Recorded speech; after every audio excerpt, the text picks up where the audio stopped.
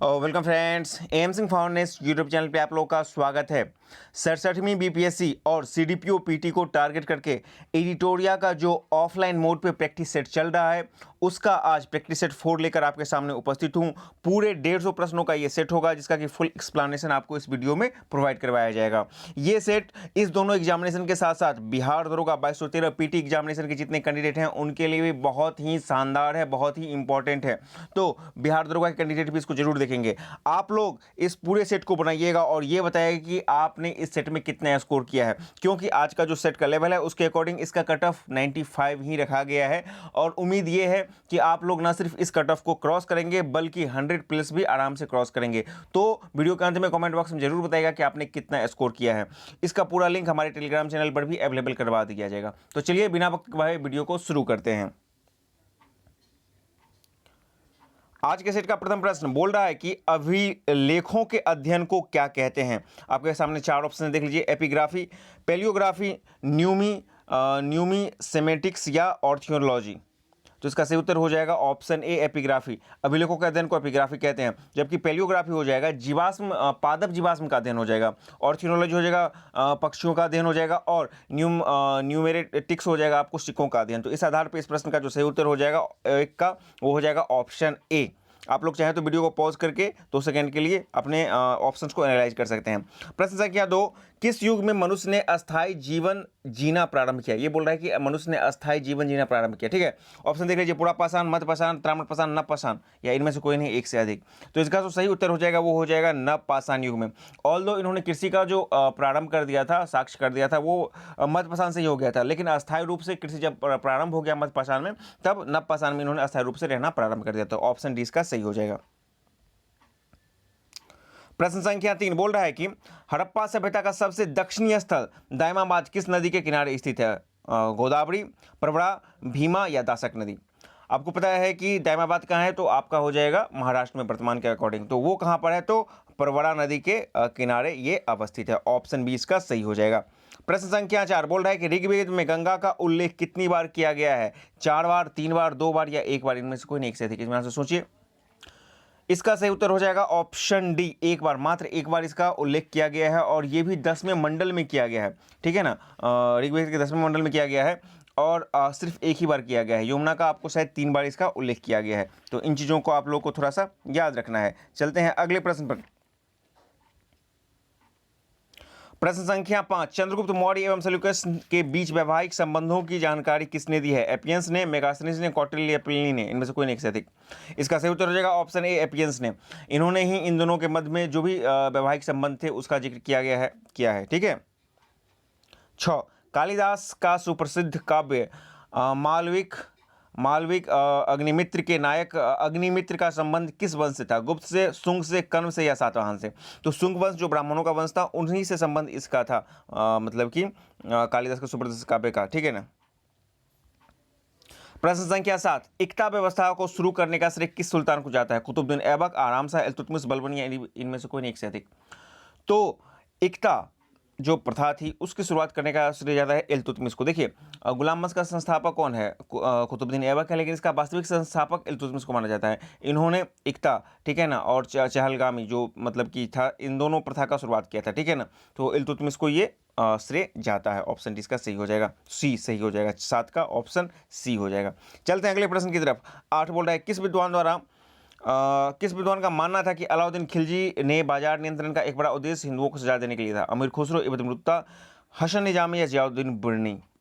इसका सही उत्तर हो जाएगा ऑप्शन डी, जियाउद्दीन बुरनी। देखिए, आपको पता है कि अलाउद्दीन खिलजी ने सख्त बाजार नियंत्रण प्रणाली अपनाया था। उसका मेन मकसद था क्या, कि सैन्य जरूरतों को पूरा किया जाए। ठीक है, लेकिन जियाउद्दीन बुरनी का कहना था कि इसका ये भी मकसद था कि वो हिंदुओं को जो है वो सजा दे सके, खासकर ऐसे हिंदुओं से जो मतलब कि ज़्यादा मुनाफिखोरी करते थे, क्योंकि बाजार के उस समय हिंदुओं का प्रभुत्व था। तो इस तरह से ये इनका जियाउद्दीन बुरनी का ये स्टेटमेंट है। अगले प्रश्न की तरफ चलते हैं। प्रश्न संख्या 9 बोल रहा है कि इटली का यात्री निकोलस डी कांटी किसके शासनकाल में विजयनगर साम्राज्य की यात्रा की थी। देवराय प्रथम, देवराय द्वितीय, कृष्णदेवराय या अच्युत देवराय। तो इसका जो सही उत्तर हो जाएगा 9 का, वो हो जाएगा ऑप्शन ए। देवराय प्रथम के शासनकाल में उन्होंने यात्रा की थी। विजयनगर साम्राज्य के विरुद्ध तालीकोटा के युद्ध, जो कि आपको लगभग 1665 में हुआ था या 1565 में हुआ था, उसका देख लीजिएगा। तो युद्ध में बहमनियों में कौन सम्मिलित नहीं था? बरार, अहमदनगर, गोलकुंडा और आपका है बीदर। देख लीजिए, ध्यान से देख लीजिए। तो इसका जो सही उत्तर हो जाएगा वो हो जाएगा आपका बरार। बरार शामिल नहीं था, बाकी ये तीनों आपको सम्मिलित थे, ठीक है ना। इसी को आपको राक्षस तंगड़ी या तालीकोटा का मतलब युद्ध बोला जाता है, ठीक है। तो अहमदनगर के युद्ध में आपको जो है बरार जो थे वो शामिल नहीं थे, बाकी अहमदनगर, गोलकुंडा और बीदर ये सब आपको शामिल थे। चलते हैं अगले प्रश्न की तरफ। प्रश्न संख्या 11, कोणार्क सूर्य मंदिर का निर्माण किसके द्वारा करवाया गया था? इत्मीनान से देख लीजिए, आपके पास 4 ऑप्शन है। इसका सही उत्तर हो जाएगा नरसिंह वर्मन प्रथम के द्वारा इसकी स्थापना की गई थी और कोणार्क का सूर्य मंदिर ओडिशा में है। चलते हैं अगले प्रश्न पर। 12 बोल रहा है कि तुलसीदास ने रामचरितमानस की रचना किसके शासनकाल में की थी? बाबर, हुमायूं, अकबर, जहांगीर, इनमें से कोई नहीं से अधिक। तो ये जो किया गया था वो अकबर के समय में किया गया था। ऑप्शन सी इसका सही हो जाएगा। 13, ब्रह्म समाज का सिद्धांत किस पर आधारित था? नास्तिकवाद, बहुदेवतावाद, मूर्ति पूजा या अद्वैतवाद, इनमें से कोई नहीं एक से अधिक। तो ब्रह्म समाज आपको पता है कि राजा राम मोहन राय द्वारा 1828 में स्थापन किया गया था और ब्रह्म समाज और राजा राम मोहन राय को माना जाता है कि ये भारतीय जो सामाजिक जो एक तरह से आंदोलन था उनका अग्रदूत माना जाता है। तो जो राजा राम मोहन राय जी थे तो उनका जो मत था वो अद्वैतवाद पर था। ये मूर्ति पूजन और जो है बहुत देवतावाद, इसका वो विरोधी थे, खंडन करते थे, ठीक है ना। तो अद्वैतवाद से या एकेश्वरवाद इनका ये जो है मतलब कि इसका मतलब कि ब्रह्म समाज का वो थीम लाइन था, ठीक है ना, अद्वैतवाद। 14, भारतीय राष्ट्रीय सामाजिक सम्मेलन की स्थापना किसके द्वारा की गई थी? एमजी रनाडे, गोपाल हरि देशमुख, ज्योतिबा फुले या आरजी भंडारकर। तो इसका सही उत्तर हो जाएगा एमजी रनाडे के द्वारा इसकी स्थापना की गई थी। प्रश्न संख्या 15 बोल रहा है कि नीचे दिए गए विकल्पों में से राष्ट्रीय समाचार पत्र द हिंदू, केसरी, बंगाली और हिंदुस्तानी सुधारक के संपादकों के नाम का सही सम्मेलन कीजिए। तो आपको पता है कि मतलब कि द हिंदू को कौन हो जाएंगे? तो हिंदू के हो जाएंगे आपको जी सुब्रमण्यम अय्यर हो जाएंगे। केसरी के कौन हो जाएगा? बाल गंगाधर तिलक। बंगाली के कौन हो जाएंगे? तो बनर्जी हो जाएंगे। कौन? तो सुरेंद्रनाथ बनर्जी हो जाएंगे। तो इस आधार पर देखिए इसका हमारा ये जो आ रहा है 15 का शायद डी आ रहा है। देख लीजिए हिंदू पहला देख लीजिए, द हिंदू का जी सुब्रमण्य अय्यर हो जाएंगे। केसरी का बाल गंगाधर तिलक है। उसके बाद सुरेंद्रनाथ बनर्जी बंगाली के हो जाएंगे। हिंदुस्तानी का गंगा प्रसाद वर्मा और सुधारक का गोपाल कृष्ण गोखले। तो इस आधार पर 15 का सही उत्तर हमारा आ रहा है डी आ रहा है। चलते हैं अगले प्रश्न की तरफ। 16 बोल रहा है कि निम्नलिखित में से कौन सा विद्रोह जो है सबसे पहले हुआ था? बंगाल का सिपाही विद्रोह, वेल्लोर का सिपाही विद्रोह, कच्छ का विद्रोह या कोल विद्रोह, इनमें से कोई नहीं एक से अधिक। तो आपको जब इसको करना है तो आपको इसका सही उत्तर जो आ जाएगा 16 का वो हो जाएगा बंगाल का सिपाही विद्रोह। अब बंगाल का सिपाही विद्रोह सेपरेट नहीं है बल्कि एक बहुत ही महत्वपूर्ण घटना 1764 का जो घटना था आपका, ठीक है ना। तो उसी के अंतर्गत आपको मतलब क्या था 1764 में आपका क्या था कि बक्सर का युद्ध, बक्सर के युद्ध में ही जो था ना उस वक्त जो अंग्रेजी सेनापति थे उसका एक टुकड़ी आपको बगावत करके आपका मिल गया था। उस समय जो बंगाल के नवाब थे उसके साथ मिल गए थे। तो बंगाल का सिपाही विद्रोह जो था ये सबसे पहला हो जाएगा, ठीक है ना। उसके बाद बेलोर का सिपाही विद्रोह आपको पड़ा 1806 है।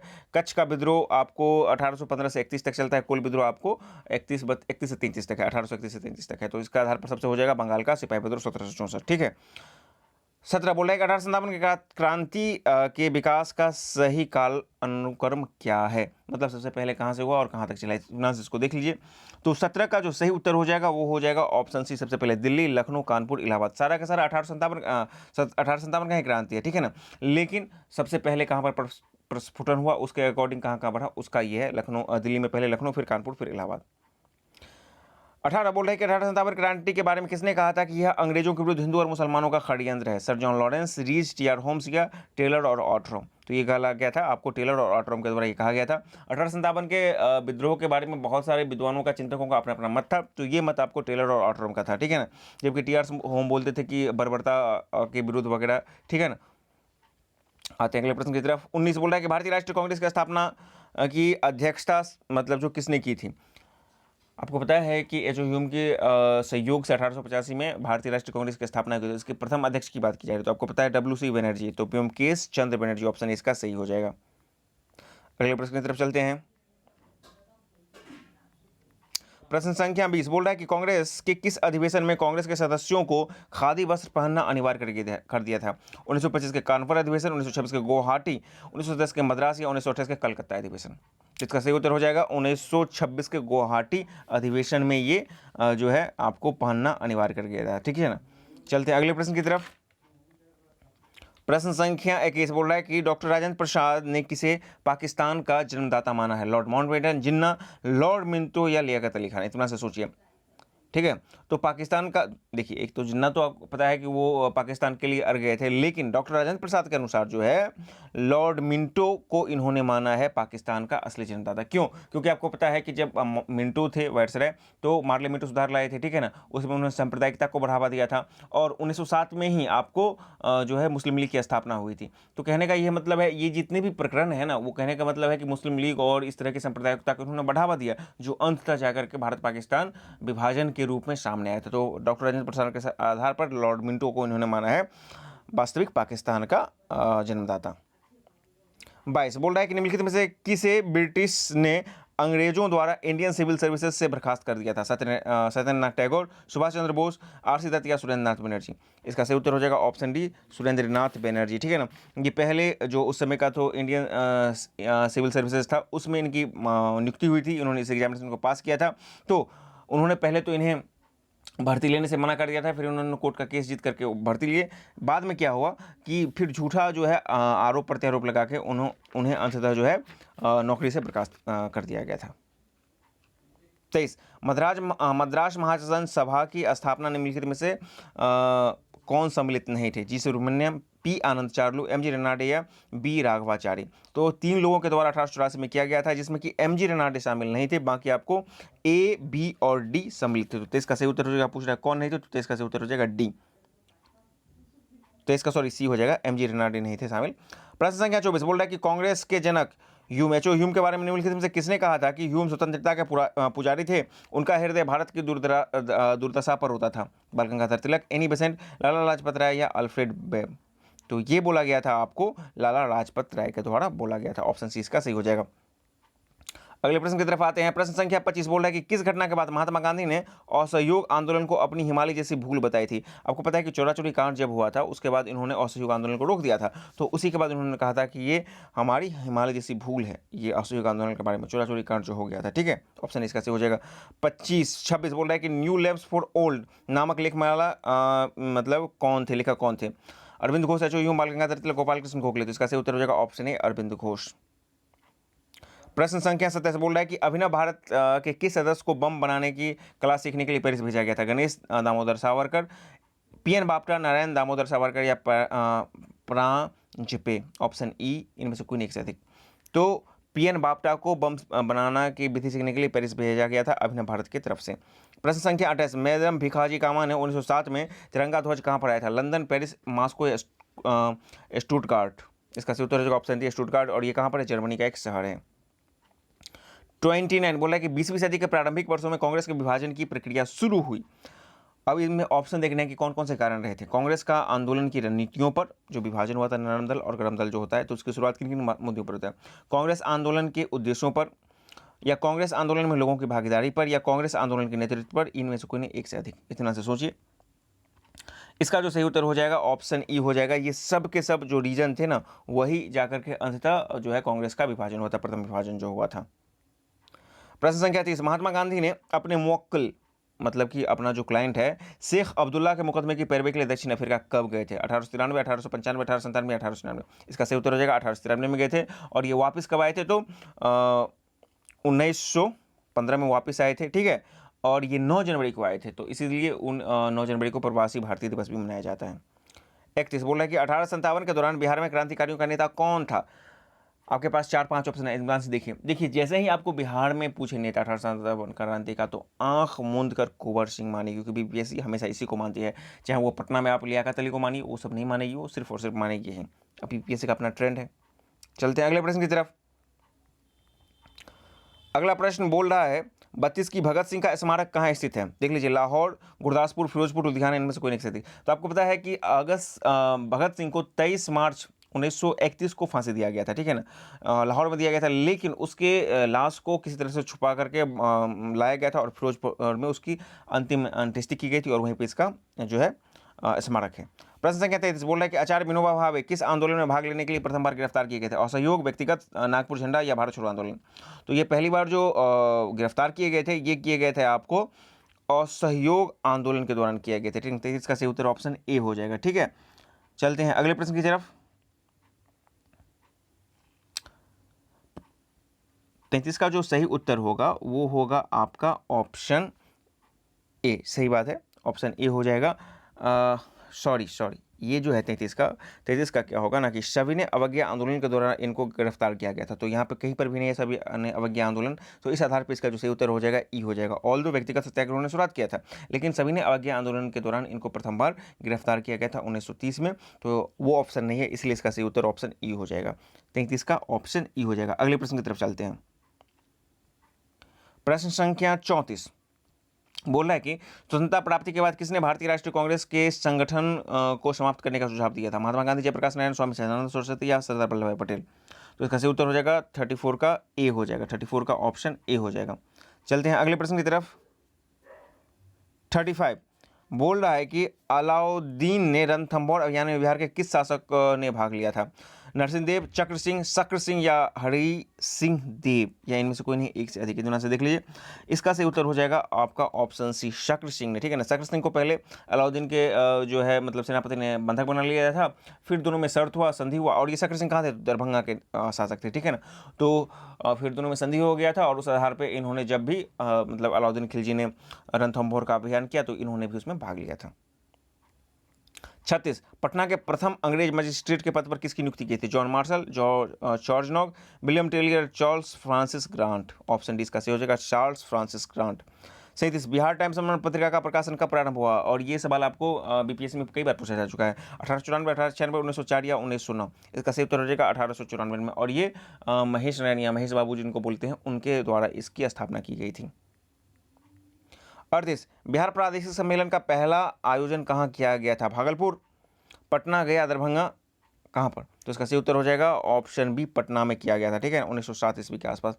30 असहयोग आंदोलन के दौरान फुलवारी शरीफ में इमारत सरिया नामक संस्थान का गठन किसने किया था? मोहम्मद जुबैर, मौलाना सज्जाद, मोहम्मद शफी, महरूजुल हक? ऑप्शन बी इसका सही हो जाएगा, मौलाना सज्जाद, ठीक है ना। और मोहम्मद जुबैर जो है ना, कृषि संगठन वाले से इसका संबंध हो जाएगा इनका, मोहम्मद जुबैर और श्री कृष्ण सिंह। 40 बोल रहा है कि बिहार में नमक सत्याग्रह के दौरान कहाँ के कैदियों ने नंगी हड़ताल की थी? नमक सत्याग्रह जो था बिहार में हुआ था, कब हुआ था? तो ऑब्वियसली ये सविनय अवज्ञा आंदोलन का एक भाग था बिहार में। तो ये घटना आपको कहाँ पर देख लीजिए, पटना, मुजफ्फरपुर, छपरा या बिहार से कोई नेक्स्ट थे? तो ये हुआ था आपको छपरा में हुआ था, ऑप्शन सी इसका हो जाएगा, ठीक है ना। और चौकीदार कर नहीं तो मुजफ्फरपुर हो जाएगा, इसी में कहता है चौकीदार कर नहीं तो मुजफ्फरपुर होगा। 41 किसी भी देश की आर्थिक समृद्धि का सबसे उपयुक्त मापदंड क्या होता है? प्रति व्यक्ति वास्तविक आय, सकल घरेलू उत्पाद, राष्ट्रीय शुद्ध उत्पाद या निवल जो होता है आपका घरेलू उत्पाद? इतना से सोचिए। तो किसी भी देश का जो मतलब आर्थिक समृद्धि होता है ना, तो उसका जो वास्तविक जो होता है सबसे उपयुक्त जो मापदंड होता है वो होता है पर कैपिटा इनकम, यानी कि प्रति व्यक्ति वास्तविक आय, ठीक है ना। तो इस आधार पर 41 का जो सही उत्तर हो जाएगा वो हो जाएगा ऑप्शन ए हो जाएगा, ठीक है। अब आप इसको समझिए, 41 का ऑप्शन ए हो जाएगा। अब देखिए, दो टर्म आता है, एक होता है आर्थिक प्रगति और एक होता है मतलब कि समृद्धि, प्रगति और समृद्धि। तो प्रगति जो होता है ना, आर्थिक प्रगति होता है किसी लंबे समय तक किसी भी अर्थव्यवस्था के, किसी भी देश की अर्थव्यवस्था का लंबे समय तक उसकी अर्थव्यवस्था में होने वाला सकारात्मक बदलाव। जबकि आर्थिक समृद्धि के अंतर्गत आपको जीडीपी, जीएनपी में वृद्धि हो जाता है, वास्तविक प्रति आय में वृद्धि, और इसका सर्वाधिक जो उपयुक्त मापदंड होता है वो प्रति व्यक्ति वास्तविक आय होता है, ठीक है। तो ये आपका समृद्धि एक आप यूँ बोलने की एक व्यापक टर्म है। 42 निम्न में से कौन सही सुमेलित नहीं है? राष्ट्रीय नियोजन समिति 1949, गांधीवादी योजना 1944, जन योजना 1950 या बॉम्बे प्लान 1944? इतना से देख लीजिए कौन सही नहीं है। तो इसका जो सही उत्तर हो जाएगा वो हो जाएगा आपका 42 का हो जाएगा ई, ठीक है ना। यहाँ पे आपको 42 का जो सही उत्तर होगा वो होगा। यहाँ पे देख लीजिए, जो ए और सी है ये दोनों मिलान जो है सही नहीं है। ए और सी वाला जो है जन योजना जो हुआ था 1945 में हुआ था, ये 1945 में, और राष्ट्रीय नियोजन समिति जो थी वो थी 1944 में थी, ठीक है ना। तो इस आधार पर ये दोनों आपका जो है वो मिलान सही नहीं है, इसलिए इसका आंसर हो जाएगा ई हो जाएगा, एक से अधिक। 43 आर्थिक परिस्थिति का पिता निम्न में से किसे कहा गया है? Surendra K Bansal, doctor V R Barawale, M S Swaminathan या डॉक्टर वर्गीजा कुरियन। इतना सोचिए, बोल रहा है आर्थिक परिस्थिति का पिता, तो इसका सही उत्तर हो जाएगा एम एस स्वामीनाथन। आप सोचिएगा एम एस स्वामीनाथन से आर्थिक परिस्थिति कहाँ से आ गया? तो देखिए, जो UNEP United National environmental programme जो है, इन्होंने ही MN स्वामीनाथन को आर्थिक परिस्थिति का पिता कहा है। अगले प्रश्न की तरफ चलते हैं। यदि आपको वीडियो पसंद है, इस तरह के और भी कंटेंट आप लगातार चाहते हैं एग्जाम तक, तो चैनल को सब्सक्राइब करके वीडियो को लाइक शेयर जरूर करें और हमारे साथ बने रहें। अब है अगला सवाल है हमारा 49, बोला है कि भारत के बजटरी इतिहास में किस वर्ष के बजट को ब्लैक बजट कहा जाता है? 1965, 1971, 1973 या 1979? इसका सही उत्तर हो जाएगा ऑप्शन सी 1973। देखिए, इस वर्ष क्या हुआ था ना कि इस वर्ष उस समय लगभग 550 करोड़ का घाटे का बजट पेश किया गया था, ठीक है ना। इसीलिए जो है इसको बोला गया कि इतिहास में इसको ब्लैक बजट कहा जाता है। प्रश्न संख्या 50 बोल रहा है कि प्रश्न संख्या 50 बोला कि चक्रीय निर्धनता के अंतर्गत वैसे व्यक्ति आते हैं जो हर समय निर्धन रहते हैं, कभी कभी अल्प समय में निर्धन होते हैं, लगातार निर्धन एवं गैर निर्धन होते रहते हैं, अल्प समय के लिए गैर निर्धन होते हैं। चक्रीय, आपको पता है ना, चक्रीय जो है एक पीरियड के बाद लगातार आते रहते हैं, तो इसके अंतर्गत क्या होगा? इसका जो सही आंसर होगा, तो इसका जो सही आंसर हो जाएगा वो हो जाएगा आपका ऑप्शन सी, लगातार निर्धन एवं गैर निर्धन होते रहते हैं, ठीक है ना। 51, विश्व में प्राकृतिक गैस के उत्पादन में कौन सा देश शीर्ष स्थान पर है? एक तरह से करंट का क्वेश्चन है। अमेरिका, रूस, चीन या सऊदी अरब? तो नेचुरल गैस में सर्वाधिक उत्पादक अभी कौन है? तो अमेरिका है, ऑप्शन इसका सही हो जाएगा। 52 बोल रहा है कि भारत सरकार द्वारा ABC सूचकांक, ये जो ABC सूचकांक काफी फेमस है, का संबंध किससे है? कृषि से है, स्वास्थ्य से है, शिक्षा से या कौशल विकास से है? तो इसका संबंध हो जाएगा आपको स्वास्थ्य से हो जाएगा। 53 बोल रहा है कि 13 जनवरी 2016 को शुरू प्रधानमंत्री फसल बीमा योजना निम्न में से किस फसल को शामिल नहीं किया गया? खाद्यान्न, तिलहन, वाणिज्यिक या बागवानी? तो फसल बीमा योजना के अंतर्गत सारे के सारे जो प्लान है सबको शामिल किया गया, इसलिए इसका आंसर हो जाएगा ई, एक से अधिक। 54, निम्नलिखित में से किस रिपोर्ट का प्रकाशन अंतर्राष्ट्रीय श्रम संगठन जो है नहीं करती है? विश्व सामाजिक संरक्षण report, gender social norms index, world web report या विश्व रोजगार और सामाजिक आउटलुक ग्रुप? इटमा से देखिए, इसका जो सही उत्तर हो जाएगा ये हो जाएगा आपका ऑप्शन बी हो जाएगा। ये जो जेंडर सोशल नॉर्म्स इंडेक्स है ये आपका मतलब कि जो है ILO नहीं करती है, बाकी सबको सब करती है। तो 54 का जो सही उत्तर हो जाएगा वो हो जाएगा आपका ऑप्शन बी हो जाएगा। चलते हैं अगले प्रश्न की तरफ। प्रश्न संख्या 55 बोल रहा है कि बजट 2021-22 के अनुसार राजकोषीय घाटा GDP का कितना % रहने का अनुमान है? 21-22 की बात की जा रही है। 7.8%, 6.8%, 9.6% या 5.1%? इसका सही उत्तर हो जाएगा ऑप्शन बी 6.8%। आते हैं अगले प्रश्न की तरफ। प्रश्न संख्या 56 बोल रहा है कि निम्नलिखित में से किसकी कमी के कारण मानव शरीर में धीमी वृद्धि होती है? वसा, प्रोटीन, विटामिन, कार्बोहाइड्रेट या उपयुक्त में से कोई नहीं, एक से अधिक? तो जो प्रोटीन होता है उसका काम ही होता है वृद्धि का जो है वृद्धि की प्रक्रिया को तेज करना या उसको प्रतिपूर्ति करना, ठीक है ना। तो इसका हो जाएगा ऑप्शन सही हो जाएगा बी, प्रोटीन। 57 बोला कि निम्नलिखित में विधियों में से कौन सी विधियों से मिश्रित पदार्थों का पृथक्करण किया जाता है? मिक्सचर का, निस्तारण, निष्पादन, निस्यंदन या थ्रेशरिंग?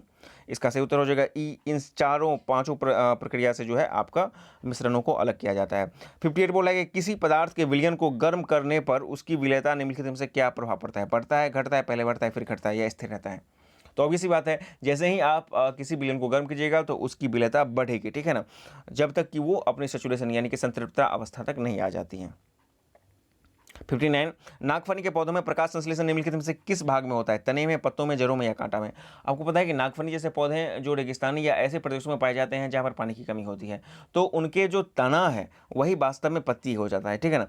तो सिकुड़कर और कांटेदार उसमें जो है निकल जाता है क्योंकि वहाँ के वाष्पोत्सर्जन ना हो और पानी ज़्यादा देर तक उसके अंदर में टिक रह सके। तो इसका सही उत्तर हो जाएगा ऑप्शन ए, 59 का ऑप्शन ए हो जाएगा।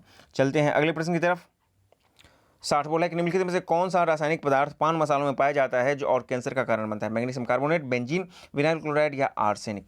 ऑप्शन इसका सही हो जाएगा मैग्नीशियम कार्बोनेट, ठीक है। 61, पेट्रोल में लगी आग बुझाने का में जल प्रभावी नहीं होता है, क्योंकि आपको पता है कि या तो फायर एक्सटिंग्विश जो होता है मशीन उससे आप बुझाइए या फिर बालू डाला जाता है, पानी नहीं डाला जाता है। पेट्रोल की आग में जैसे ही पानी डालेगा तो और वो भड़क जाता है। तो इसका रीजन क्या है देख लीजिए। ज्वाला इतनी गर्म होती है कि जल उसे ठंडा नहीं कर पाती है। जल एवं पेट्रोल एक दूसरे में मिश्रणीय है। जल एवं पेट्रोल मध्य रासायनिक अभिक्रिया होती है। जल एवं पेट्रोल अघुलनशील है, जिस कारण पेट्रोल जल के ऊपर एक परत बनाता है अतः पेट्रोल जलते रहता है। तो ऑब्वियसली यदि इसके चारों ऑप्शन को आप इत्मीनान से पढ़िएगा तो नहीं भी याद आ रहेगा फिर भी आप बना दीजिएगा। इसका सही उत्तर डी हो जाएगा। दोनों अघुलनशील है, जैसे ही पानी डालेगा फिर पानी के ऊपर पेट्रोल आ जाएगा, आराम से वो चलता रहेगा। अगले प्रश्न की तरफ चलते हैं। प्रश्न संख्या 62 बोल रहा है कि सूची 1 को सूची 2 से मिलान करना है। तो देख लीजिए, फैदोमीटर, फैदोमीटर पता है ना आपको, समुद्र की गहराई, ये हो जाएगा। पॉलीग्राफ क्या होगा, तो झूठ का पता लगाना हो जाएगा। ऑडोमीटर, ऑडोमीटर क्या हो जाएगा, तो वाहन द्वारा तय की गई दूरी। और स्पीडोमीटर तो वाहन की जो गति होती है उसको मापा जाता है। और लेक्सीमीटर क्या हो जाएगा, प्रकाश की तीव्रता। तो इस आधार पर देख लीजिए, आप मैच कर लीजिएगा। 62 का जो सही उत्तर हो जाएगा ऑप्शन ए हो जाएगा। चलते हैं अगले प्रश्न की तरफ। प्रश्न संख्या 63 बोल रहा है कि घरेलू ईंधन के रूप में प्रयुक्त एलपीजी में मुख्यतः क्या होता है, मीथेन, प्रोपेन, एथिलीन या ब्यूटेन। इत्मीनान से सोचिए। बोल रहा है मुख्य, तो जो घरेलू ईंधन होता है ना एलपीजी, उसमें आपको ब्यूटेन और जो होता है प्रोपेन होता है। तो इस आधार पर इसका सही उत्तर हो जाएगा ई, मोर देन, मतलब कि एक से अधिक यानी कि 2 हो जाएगा।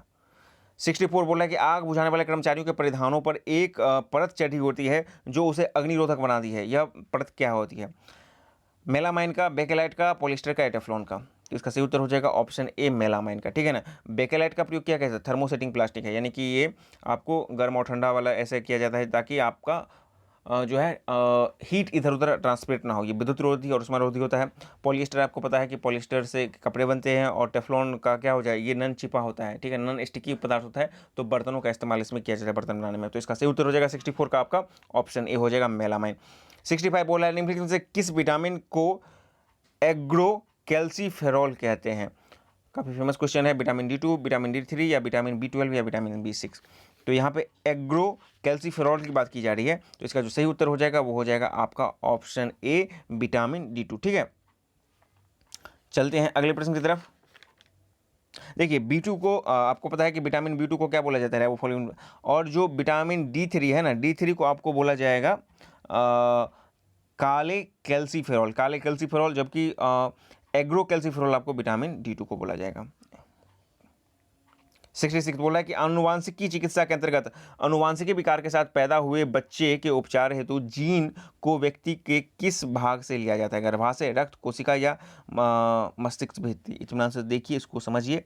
66 का इसका जो सही उत्तर हो जाएगा वो हो जाएगा आपका ऑप्शन सी, कोशिका। जिसको जीन जो लिया जाता है वो कोशिका से लिया जाता है, खासकर भ्रूणावस्था में लिया जाता है और वहाँ पे डाला जाता है जिस जीन में गड़बड़ी होती है। तो जीन को ही आपको बदल दिया जाता है, कोशिका इसका सही उत्तर हो जाएगा। 67 बोल रहा है कि किसके अवशोषण में विटामिन सी मदद करता है, कैल्शियम, लोहा, आयोडीन या सोडियम। तो विटामिन सी जो मदद करता है वो लोहा के अवशोषण में मदद करता है। आप यदि कैल्शियम लेते हैं या फास्फोरस लेते हैं तो उसके साथ विटामिन डी लीजिए तो वो उसका अवशोषण करेगा। 68 इंडोर वायु प्रदूषण का सर्वाधिक महत्वपूर्ण प्रदूषक कौन है, SO2, CO2, रेडोन गैस या NO2। तो इंडोर का सर्वाधिक प्रदूषक गैस आपका रेडोन हो जाएगा, ऑप्शन सी। अगले प्रश्न की तरफ चलते हैं। प्रश्न संख्या 69 बोल रहा है कि धब्बा रहित लोहा, जिसको स्टेनलेस स्टील एक मिश्र धातु है, इसमें लोह के साथ प्रयुक्त होने वाली जो महत्वपूर्ण धातु कौन सी है, एल्युमिनियम, क्रोमियम, टीन या कार्बन। तो आपको पता है कि जो स्टेनलेस स्टील होता है ना, उसका आपको जो सूत्र होता है उसमें आपको क्या क्या रहता है, एल्युमिनियम को छोड़ करके बाकी सब कुछ रहते हैं। तो इस आधार पे जो इसका सही उत्तर हो जाएगा 69 का वो हो जाएगा, देख लीजिए 69 का जो सही उत्तर होगा वो हो जाएगा आपका ऑप्शन बी हो जाएगा, क्रोमियम। क्या बोला है कि धब्बा रहित लोहा में मिश्र धातु, इसमें लोहा के साथ प्रयुक्त होने वाली महत्वपूर्ण धातु, ठीक है ना, महत्वपूर्ण क्रोमियम। क्रोमियम मतलब कि इसमें 10% के आसपास रहता है। इसको जरा मैं बता दूं, स्टेनलेस स्टील का जो फॉर्मूला होता है, जो उसमें मतलब कि मिश्रण होता है, उसमें आयरन जो होता है वो 89.4% के आसपास होता है, ठीक है ना। उसके बाद क्रोमियम जो होता है वो 10% होता है, ठीक है ना। उसके बाद आपका मैग्नीशियम होता है 0.3% होता है, 0.3% मैग्नीशियम हो जाता है। फिर आपका कार्बन होता है 0.25% और कुछ मात्रा में आपको निकल भी रहता है। तो चूंकि यहाँ पे पूछ रहा है कि ऑब्वियसली एल्युमिनियम तो नहीं होगा, तो यहाँ पर पूछ रहा है कि जो महत्वपूर्ण घटक कौन है, तो आयरन तो महत्वपूर्ण घटक है, उसके बाद आपका क्रोमियम ही बनता है। तो ऑप्शन 20 का सी हो जाएगा। 70 बोल रहा है कि वह कौन सा हार्मोन है जो लरो और ओडो के नाम से जाना जाता है। ऑब्वियसली ये हो जाएगा आपको क्या हो जाएगा, एड्रेनिल। 70 का सही उत्तर हो जाएगा ऑप्शन बी हो जाएगा। 71 सूर्योदय तथा सूर्यास्त के समय सूर्य के लाल रंग का प्रतीत होने का कारण क्या है। प्रकाश का अपवर्तन, प्रकाश का संपूर्ण आंतरिक परावर्तन, प्रकाश का प्रकीर्णन या प्रकाश का परिक्षेपण। इसका सही उत्तर हो जाएगा प्रकाश का प्रकीर्णन, ऑप्शन सी।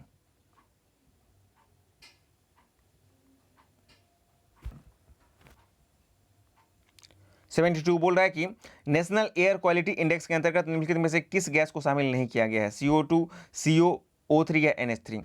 तो 8 गैसों को इसके अंतर्गत शामिल किया गया है, जिसमें से आपको CO2 को शामिल नहीं किया गया। तो 72 का सही उत्तर हो जाएगा आपका ऑप्शन बी हो जाएगा। चलते हैं अगले प्रश्न की तरफ। एक्चुअली हाँ, 72 का ऑप्शन आपका बी ही होगा, क्योंकि आपको CO2 को उसमें शामिल नहीं किया गया है। और CO2 को नॉर्मली आपको वायु प्रदूषक नहीं माना जाता है, लेकिन हाँ, CO2 जो है आपका जो है ग्लोबल वार्मिंग के लिए काफ़ी ही उत्तरदायी होता है, क्योंकि इससे ग्लोबल वार्मिंग बढ़ती है। ठीक है। 73, यदि माइटोकॉन्ड्रिया काम करना बंद कर दे तो कोशिका में कौन सा कार्य नहीं होगा, भोजन का अवशोषण, भोजन का पाचन, भोजन का अपकरण या भोजन का ऑक्सीकरण। इनमें से कोई नहीं अधिक। इसका सही उत्तर हो जाएगा ऑप्शन डी, भोजन का ऑक्सीकरण आपको नहीं हो पाएगा। माइटोकॉन्ड्रिया को पावर हाउस बोला जाता है आपको कोशिका का। 74, मनुष्य के शरीर में कौन सी ग्रंथि एक साथ अंतःस्रावी तथा बाह्यस्रावी दोनों तरह की ग्रंथि है, थायराइड, पीयूष, अग्नाशय या यकृत। तो आपका ऑप्शन हो जाएगा सी, अग्नाशय आपको जो है अंतःस्रावी और बाह्यस्रावी दोनों के अंतर्गत आ जाते हैं, जबकि सबसे बड़ी ग्रंथि जो हो जाएगी वो हो जाएगी यकृत हो जाएगी। 75, दांतों में क्षय को रोकने के लिए अधिकांश टूथपेस्ट में क्या मिलाया जाता है, ब्रोमाइड, आयोडाइड, फ्लोराइड या क्लोराइड। इसका सही उत्तर हो जाएगा आपका ऑप्शन सी, फ्लोराइड। ठीक है, 75 का। 76 बोल रहा है कि रक्त वाहिका में रक्त का थक्का नहीं बनता है, इसका क्या कारण है। ये इंटरनल बात, हमारे शरीर के अंदर भी रक्त बहता है, ठीक है ना, तो अंदर में क्यों नहीं रक्त का थक्का बनता है, हेपेरिन के कारण, कैल्शियम के कारण, प्लाज्मा कैरियन सीरम के कारण। इसका सही उत्तर हो जाएगा हेपेरिन, ऑप्शन ए। ठीक है ना, जबकि बाहर कैल्शियम जो होता है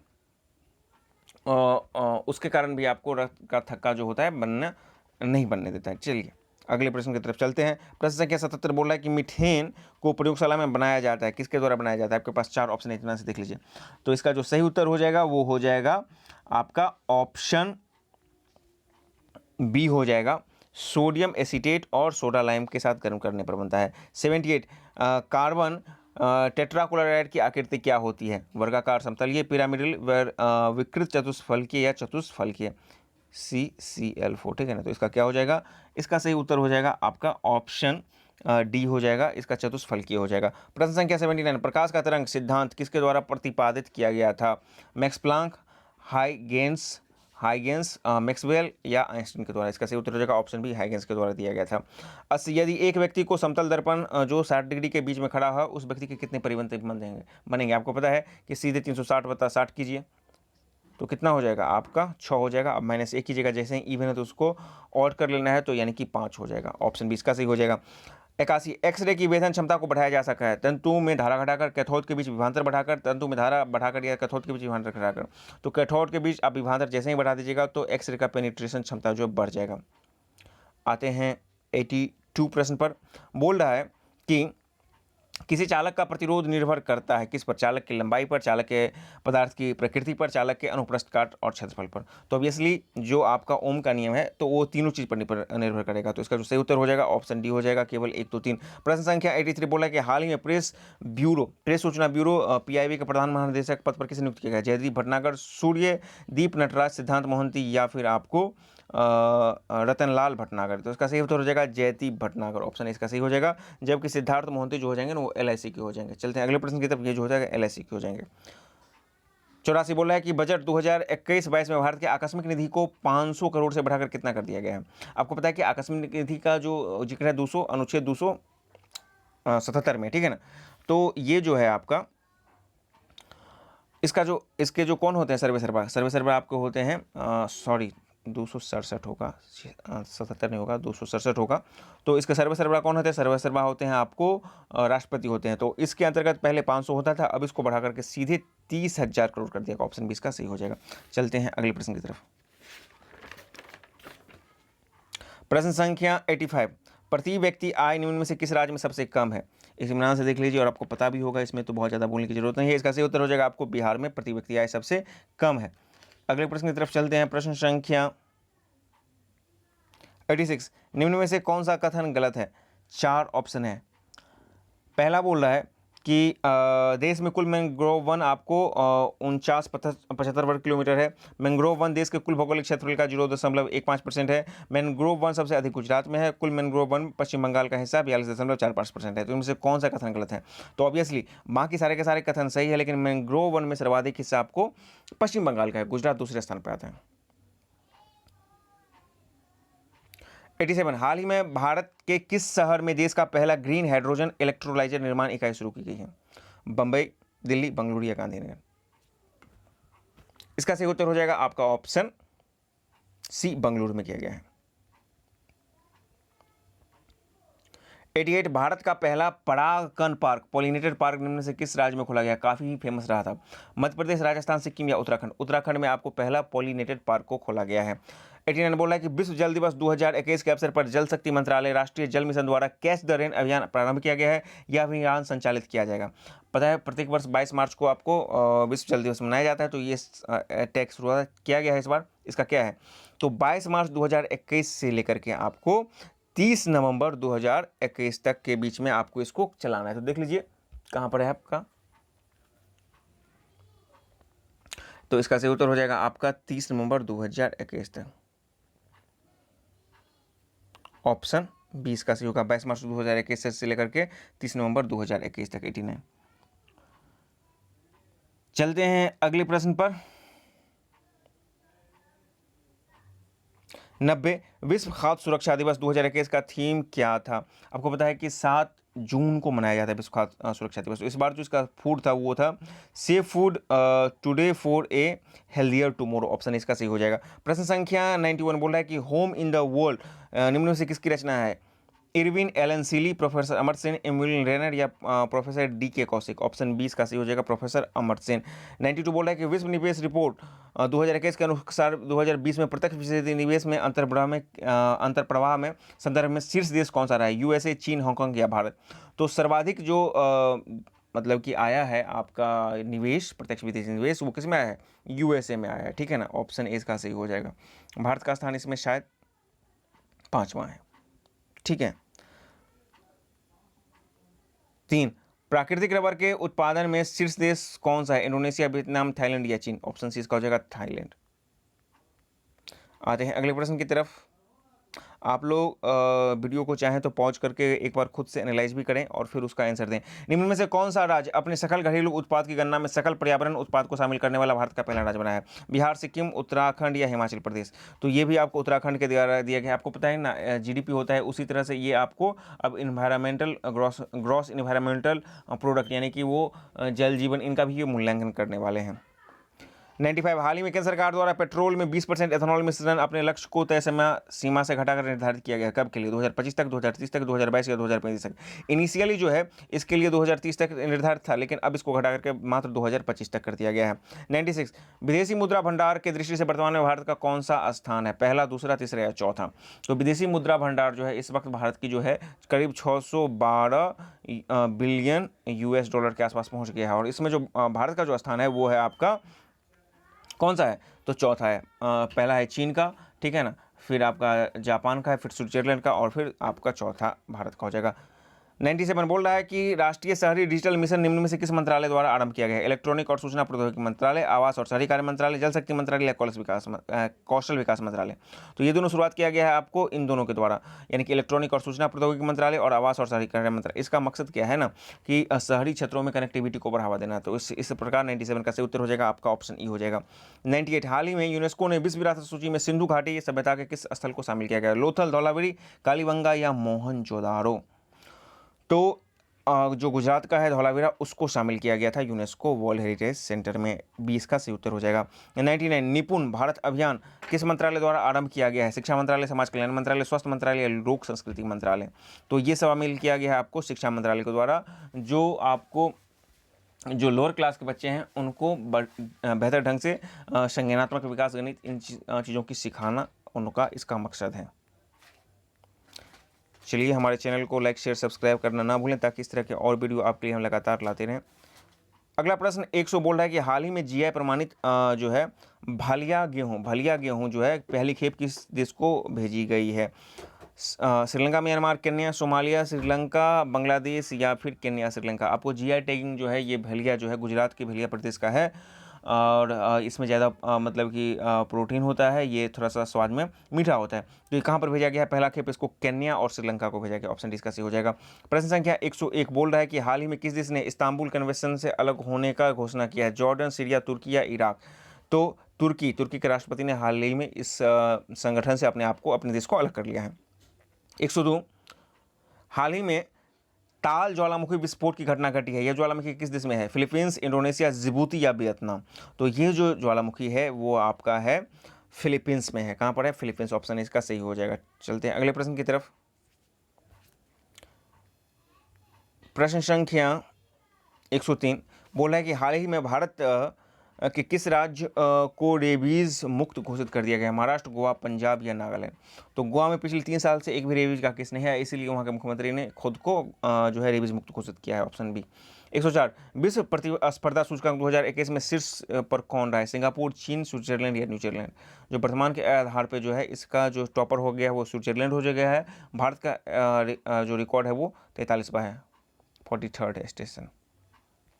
105 घर घर औषधि योजना किस राज्य सरकार द्वारा क्रियान्वित की गई थी? मध्य प्रदेश, ओडिशा, पश्चिम बंगाल या राजस्थान? ये राजस्थान के द्वारा किया गया था, जिसमें कि तुलसी और इस तरह के जो है मेथी, इस तरह के जो कुछ औषधीय पौधे हैं इनको पहुंचाना था घर घर जाकर के। प्रश्न संख्या 106 साहित्य गौरव सम्मान 2021 में से किसे प्रदान किया गया है? रमेश पोखरियाल निशंक, आशुतोष भारद्वाज, मोहन कृष्ण बोहरा या के आर दयाल? तो ये रमेश पोखरियाल निशंक को दिया गया था। अगले प्रश्न की तरफ चलते हैं। प्रश्न संख्या 107 निम्न में से किस बैंक ने अपने ग्राहकों को उचित मूल्य पर स्वास्थ्य सुविधाओं से lace aura credit card launch किया है? एसबीआई, एक्सिस बैंक, पीएनबी या आईसीआईसीआई? तो आप याद रखिएगा ऑरा से एक्सिस बैंक, यानी कि इसका हो जाएगा सही उत्तर ऑप्शन बी हो जाएगा। 108 हाल ही में बिहार के बक्सर में एक केंद्रीकृत जैव चिकित्सा अपशिष्ट भस्मक का उद्घाटन निम्न में से किसके द्वारा किया गया है? अश्विनी चौबे, नीतीश कुमार, प्रोफेसर के विजयन राघवन या मंगल पांडे? तो ये होगा प्रोफेसर के विजयन राघवन, ये जो प्रधानमंत्री के वैज्ञानिक सलाहकार हैं उनके द्वारा किया गया था। प्रश्न संख्या 109 बिहार में एक खेल विश्वविद्यालय निम्न में से किस जगह पर स्थापित की जा रही है? बिहार शरीफ, राजगीर, पटना, मोकामा या इनमें से कोई नहीं से अधिक?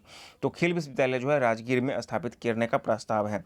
प्रश्न संख्या 110 संविधान सभा के गठन में प्रांतों का प्रतिनिधित्व करने वाले सदस्यों को निर्वाचित किया गया था? तत्कालीन गवर्नर जनरल द्वारा, मुस्लिम लीग एवं भारतीय राष्ट्रीय कांग्रेस द्वारा चयनित, प्रांतों के विधानसभा द्वारा निर्वाचित या प्रांत के लोगों द्वारा निर्वाचित? इसका सही उत्तर हो जाएगा प्रांत के विधानसभा द्वारा निर्वाचित। 110 का सही उत्तर हो जाएगा ऑप्शन सी हो जाएगा। चलते हैं अगले प्रश्न की तरफ। 111 विश्व में सर्वप्रथम लिखित संविधान का प्रारंभ किस देश के द्वारा हुआ था? ब्रिटेन, भारत, रूस या अमेरिका? आपको पता है कि सर्वप्रथम कौन लिखित संविधान दिया है? तो अमेरिका के द्वारा दिया गया था और ये शायद आपको 1778 के आसपास दिया गया था। चलते हैं अगले प्रश्न की तरफ। 112 भारतीय संविधान में हमें आर्थिक न्याय की संकल्पना निम्नलिखित में से किस में मिलती है? प्रस्तावना, मूल अधिकार, नीति तत्व या मूल कर्तव्य में? तो आप जब प्रस्तावना पढ़ेगा तो वहाँ पर आपको मिलता है हम भारत को संपूर्ण समाजवादी, पंथ निरपेक्ष, लोकतंत्रात्मक राज्य बनाने के लिए तथा इसके समस्त नागरिकों को सामाजिक, आर्थिक, राजनीतिक न्याय। तो एक तो वहाँ पे आपको जिक्र मिलता है। उसके बाद आप फिर नीति निर्देशक तत्व में चले जाइएगा तो वहाँ पर भी जो है आर्थिक न्याय की व्यवस्था करने का प्रावधान किया गया। तो इस आधार पर इसका जो सही उत्तर हो जाएगा वो ई हो जाएगा, क्योंकि ए सी इसका दोनों आ जाता है। 113 बोल रहा है कि 73वां संविधान संशोधन कब लागू हुआ था? 21 अप्रैल 1992, 20 अक्टूबर 1993 या 24 अप्रैल 1993 या 20 अक्टूबर 1992? तो इसलिए इसका हो जाएगा ऑप्शन सी हो जाएगा। 114 द्विस्तरीय पंचायती राज व्यवस्था की सिफारिश किस समिति ने की गई थी? इसका बहुत ही सिंपल सा है कि अशोक मेहता समिति। ऑप्शन बी इसका सही हो जाएगा।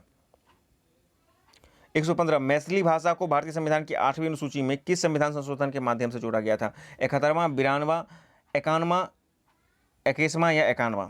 तो 92वां संविधान संशोधन के द्वारा जोड़ा गया था, जिसमें कि मैथिली था, डोगरी था, ठीक है ना, इस तरह के और सब भाषाएं थी, इनको जोड़ा गया था। चलते हैं अगले प्रश्न की तरफ। निम्नलिखित में से कौन सी पार्टी राष्ट्रीय पार्टी नहीं है? एनसीपी,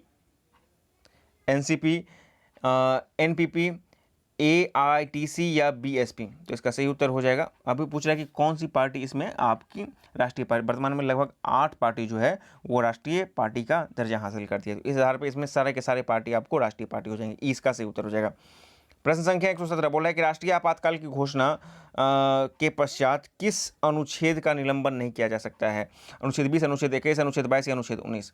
तो 2 यानी कि प्रांत एवं अधिक स्वतंत्रता, और आपका जो 20 है इस दोनों को निलंबित नहीं किया जाता है। 20 है कि इसको निलंबित नहीं किया जा सकता है। इस आधार पर इसका सही उत्तर हो जाएगा ऑप्शन ई 117 का। 118 राज्य विधान परिषद के कितने सदस्यों का नामांकन राज्यपाल द्वारा किया जा सकता है? 1/12, 1/6, 1/3 या 1/1 सदस्य। तो जो साहित्य, कला और इन क्षेत्रों के अंतर्गत आते हैं तो उसके अकॉर्डिंग आपको मात्र 1/6 सदस्यों का ही जो है नियुक्ति किया जा सकता है।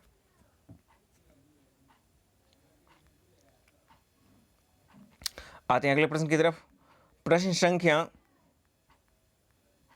119 बोला गया है कि राज्यसभा के मनोनीत सदस्यों के विषय में निम्न में से क्या सही नहीं है? भारत के राष्ट्रपति चुनाव में उन्हें मत देने का अधिकार नहीं है। राज्यसभा के जो सदस्य हैं, तो ऑब्वियसली जो भी आपका राष्ट्रपति का चुनाव होता है उसमें 3 तरह के लोग भाग लेते हैं।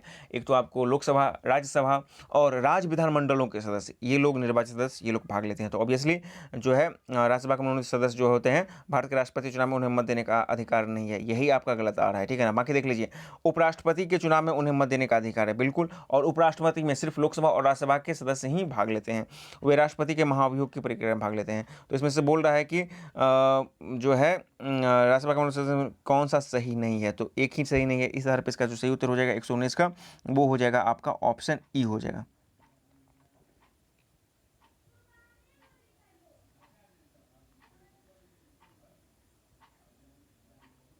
चलते हैं अगले प्रश्न की तरफ। 120 बोल रहा है कि असत्य मेल को यहाँ पे हम लोग को चुनाव करना है, ठीक है ना। तो बोल रहा है कि अनुच्छेद 44 समान नागरिक संहिता, अनुच्छेद 44 समान नागरिक संहिता बिल्कुल सही है। अनुच्छेद 50 कार्यपालिका को न्यायपालिका से पृथक्करण, ये भी सही है। अनुच्छेद 49 ग्राम पंचायतों का गठन, गलत है, ये गलत है। अनुच्छेद 49 क्या बोलता है ना कि आपको राष्ट्रीय स्मारकों का आपको जो है संरक्षण करना है, राष्ट्रीय हित के स्मारकों का। अनुच्छेद 40 कार्य का अधिकार, ऑब्वियसली अनुच्छेद आपको पंचायती राज हो जाएगा, तो ये गलत है। और समान काम के लिए समान वेतन, नहीं, ये 39 में आ जाएगा।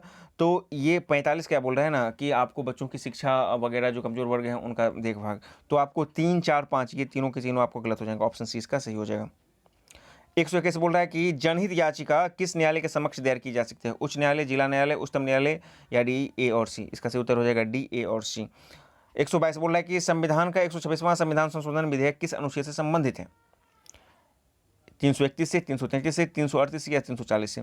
तो आपको पता है 331 क्या है कि लोकसभा में आपको एंग्लो इंडियन लोगों की नियुक्ति, और 333 क्या बोलता है कि राज्य विधानमंडलों में एंग्लो इंडियन की नियुक्ति।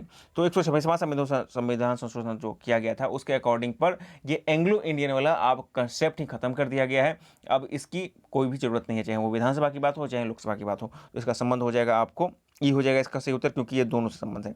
यानी कि ये 122वां का हो जाएगा। 126वां संविधान संशोधन जो है 131 और 133 दोनों संबंधित है, इसलिए इसका सही उत्तर ऑप्शन ई हो जाएगा। 123 बोल रहा है कि भारतीय संविधान का प्रथम संशोधन किस वर्ष हुआ था? आपको पता है कि भारतीय संविधान 1950 में लागू हुई थी, और इसमें प्रथम संशोधन जो किया गया था वो जमीन वाला मुद्दा था, 1951 में किया गया था। ऑप्शन सी इसका हो जाएगा। 124 बोल रहा है कि भारतीय राष्ट्रपति के चुनाव संबंधी किसी विवाद को किसके समक्ष पेश किया जाता है? संसद, निर्वाचन आयोग, महान्यायवादी या सर्वोच्च न्यायालय? ऑब्वियसली सर्वोच्च न्यायालय के सामने पेश किया जाता है। 125 बोला है कि निम्नलिखित में से कुलगार्डी में कौन सी क्रिया संपन्न होती है? कोयला खान, ठीक है। कुलगार्डी में बता दूं, कुलगार्डी कहाँ पर है? तो पश्चिमी ऑस्ट्रेलिया में। किसके लिए फेमस है? मुख्य रूप से ये पूछ रहा है। कोयला खान, तांबा खान, सोना खनन या वानिकी? तो सोना खनन के लिए काफ़ी फेमस है। ऑप्शन इसका सी हो जाएगा। 126 निम्न से कौन सा ग्रह है जिसका घूर्णन पूर्व से पश्चिम की ओर रहता है? शुक्र, अरुण, शुक्र बृहस्पति, अरुण एवं शनि या बुध और शुक्र। तो दो ऐसे ग्रह हैं, कौन है? तो शुक्र और अरुण, इनका जो गति है वो विपरीत दिशा में है। तो इसका सही उत्तर ऑप्शन ए हो जाएगा। 126 का सही उत्तर हो जाएगा आपका ऑप्शन ए हो जाएगा। चलते हैं अगले प्रश्न की तरफ। 127 निम्नलिखित में से कौन सी ज्वालामुखी विस्फोट के समय बाहर निकलती है? लेपली, स्कोरिया, प्यूमा या टफ? देखिए, लेपली भी निकलता है, प्यूमा भी निकलता है, स्कोरिया भी निकलता है। इसके लिए से उत्तर हो जाएगा आपका ऑप्शन ई हो जाएगा। प्रश्न संख्या 128 निम्न में से कौन सा एक जो युग्म है वो गलत है? पंजाब हिमालय, सिंधु और सतलज नदियों के मध्य में, ये सही है। कुमायूं हिमालय, सतलज और तीस्ता नदी, ये आपका कुमायूं हिमालय का सतलज और काली नदी में हो जाएगा। तो इस आधार पे इसका ये जो है गलत हो जाएगा। और नेपाल हिमालय, काली और तीस्ता में, ये सही है। और तीस्ता और दिहांग आपको असम हिमालय, ये भी सही है। तो इसका सही उत्तर हो जाएगा ऑप्शन बी, ये जो मिलान है वो गलत है। 129 बोला है काराकोरम दर्रा किस क्षेत्र में अवस्थित है? जम्मू कश्मीर, लद्दाख, जम्मू अलग है, कश्मीर अलग है, लद्दाख और हिमाचल प्रदेश। तो इसका सही उत्तर हो जाएगा आपका ऑप्शन सी हो जाएगा, लद्दाख, जो चीन तक जाती है। प्रश्न संख्या 130 सूची 1 को सूची 2 से मिलान करना है। हिमानी, हिमानी कहाँ बनेगा? तो हिमानी बन जाएगा आपका एस्कर, नदी में भी आकार की नदी होती है। पवन, पवन क्या हो जाएगा आपका, पवन हो जाएगा आपका जू, गेन, और सागर तट क्या हो जाएगा, पुलीन हो जाएगा। तो इस आधार पर 130 का जो सही उत्तर हो जाएगा वो हो जाएगा आपका ऑप्शन बी हो जाएगा। अगले प्रश्न की तरफ रुख करते हैं। प्रश्न संख्या 131, भारत के निम्नलिखित भागों में से द्रविडियन प्रजाति मुख्यतः कहाँ केंद्रित है।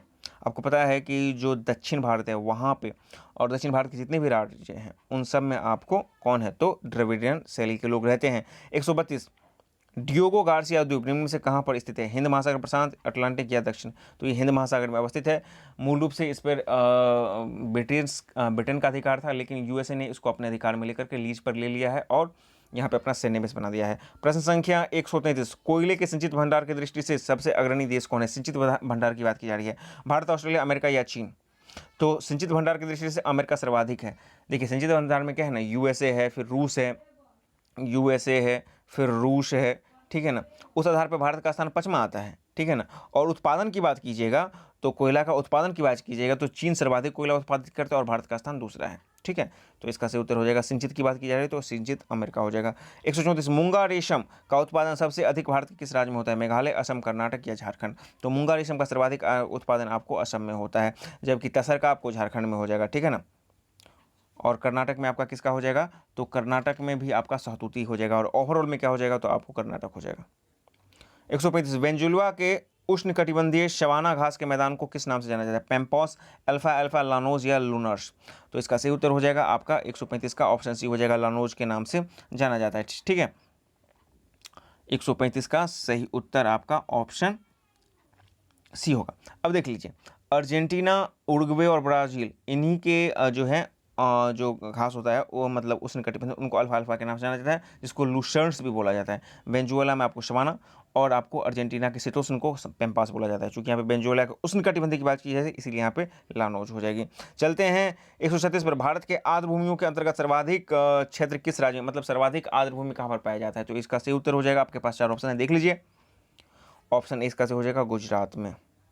137, भारत का एक नेशनल पार्क जो टाइगर रिजर्व भी है, जिसकी जलवायु उष्णकटिबंधीय से उपोष्ण, शीतोष्ण और आर्कटिक तक परिवर्तित है, वो निम्न में से कौन है। श्रीशैलम, वाल्मीकि, नामदफा या पन्ना। तो नामदफा का जो है ना हिमाचल प्रदेश, उसका जो है जलवायु हमेशा परिवर्तित होते रहता है।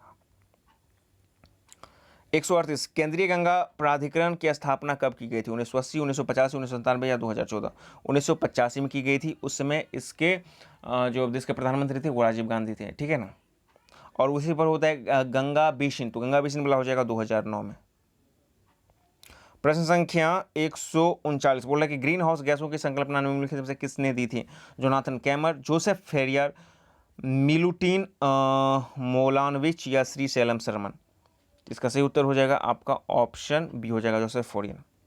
40, निम्न में से किन दर्रा से होकर मानसरोवर झील एवं कैलाश घाटी की यात्रा पर्यटक करते हैं। मान, नीति, लुफलेख या धागला। तो इसका जो सही उत्तर हो जाएगा ऑप्शन ई हो जाएगा। सबके सब से यहाँ पे जा रहे हैं, ठीक है ना। तो सबके सबसे जा रहे हैं इसलिए इसका आंसर हो जाएगा ई, सी होगा। 1 मिनट।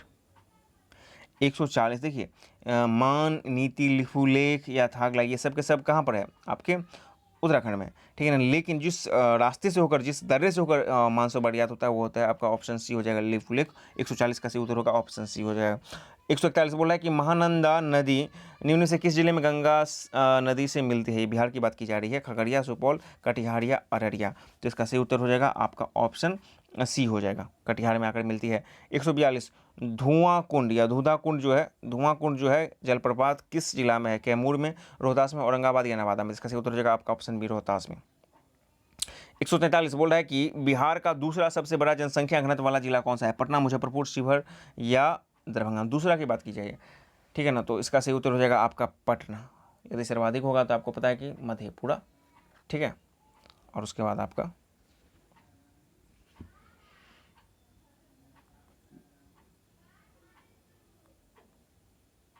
निम्न में से कौन सा जिला झारखंड राज्य से सटा हुआ है। औरंगाबाद, गया, नवादा या जमुई। ये जो सबके सब जिला हैं वो सबके सब सटे हुए हैं। इसका सही उत्तर हो जाएगा 145 बोल रहा है कि 2011 जनगणना के अनुसार निम्नलिखित जनजातियों में से घटते क्रम में सजाइए।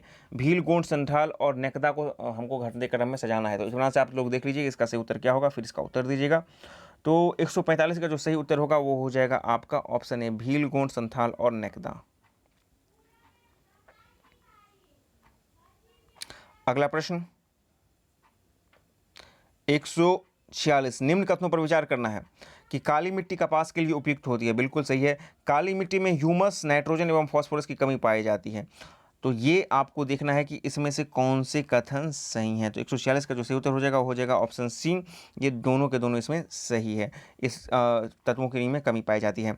147, क्षेत्रफल के अनुसार निम्नलिखित जिलों का सही अवरोही क्रम क्या है। तो आपको पता है कि सर्वाधिक कौन है, पश्चिमी चंपारण है, फिर गया आ जाएगा, फिर पूर्वी चंपारण, फिर रोहतास आ जाएगा। तो इस आधार पर 147 का जो सही उत्तर होगा वो होगा आपका ऑप्शन सी हो जाएगा। पश्चिम चंपारण, गया, फिर पूर्वी चंपारण और रोहतास। प्रश्न संख्या 118, गंगा नदी के निम्न सहायक नदियों पर विचार कीजिए। आपको गंगा नदी जो है बिहार की, जहाँ तक बात की जाए बिहार में जितना प्रवाह है आपको, तो निम्न उपयुक्त नदियों का पूर्व से पश्चिम की और सही अनुक्रम क्या है। मतलब जो इसकी सहायक नदियां हैं वो पूर्व से पश्चिम की ओर कौन कौन मिलती है। तो सबसे पूर्व में आपको कौन मिलेगी, तो ऑब्वियसली आपको देख लीजिए कोसी मिलेगी, फिर गंडक मिलेगी, फिर घाघरा, फिर गोमती मिलेगी। पहले कोसी, फिर गंडक, फिर घाघरा, गोमती। तो इसके आधार पर 138 का जो सही उत्तर हो जाएगा आपका ऑप्शन बी हो जाएगा। चलते हैं अगले प्रश्न की तरफ। 149, पूर्वोत्तर के किस राज्य से होकर कर्क रेखा गुजरती है। इसका एक फॉर्मूला है मित्र पर गमछा गमछा झाड़। 8 राज्य है ना, तो देख लीजिए मित्र में मिजोरम, त्रिपुरा हो गया, पश्चिम बंगाल हो गया, मित्र पर गमछा का गाँव गुजरात हो गया, मध्य प्रदेश हो गया, छत्तीसगढ़ हो गया, झारखंड हो गया और आपका राजस्थान हो गया। तो इस आधार पर जो है इसका जो सही उत्तर आ रहा है वो आ रहा है त्रिपुरा और मिजोरम दोनों आ रहा है। तो इसलिए इसका उत्तर हो जाएगा ई हो जाएगा। 150, बिहार के भौगोलिक क्षेत्रफल में कितने प्रतिशत जो है हिस्से पर वना आवरण एवं वृक्षारोपण है। एक सीधा रहता है वना आवरण होता है और एक है वना आवरण और वृक्षारोपण। 7.76%, 7.85%, 2.13% या 9.89%। तो दोनों को मिला के बात की जाए इसका उत्तर हो जाएगा डी 9.89%। और सीधे आपको वनावरण पूछता तो 7.76% हो जाता है। तो वन और वनावरण इसका रिपोर्ट और इससे परसेंटेज जो है ये तो हमेशा बीपीएससी में एक सवाल आता ही आता है। तो इस प्रकार आज आपने 150 प्रश्नों का एक शानदार सेट देखा। इस सेट में आपने कुल कितने स्कोर किए वो कमेंट बॉक्स में जरूर लिखिए कि 150 में आपने कितने स्कोर किए। हो सकता है कि किसी प्रश्न के उत्तर में आपको डाउट हो, कोई प्रश्न आपको यहाँ पे त्रुटि बस उसका आंसर गलत हो गया होगा, तो आपको डाउट है तो वो भी कमेंट बॉक्स में लिखें। चैनल पे नहीं है तो चैनल को सब्सक्राइब करें, वीडियो पसंद है जैसे लाइक शेयर करें, अपने स्कोर कमेंट बॉक्स में करना ना भूलें।